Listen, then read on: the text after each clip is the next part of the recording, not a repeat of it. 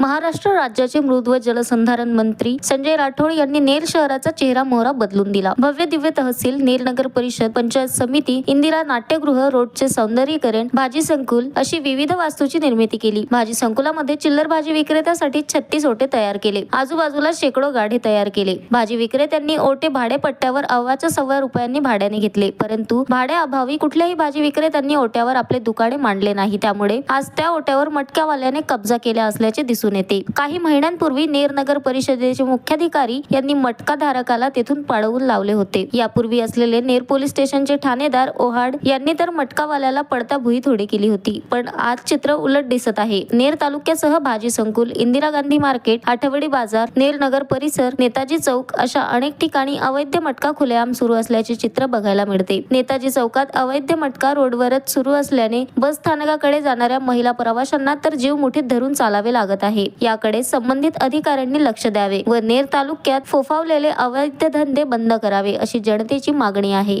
Navnath Daroi, the sting operation news, Ner.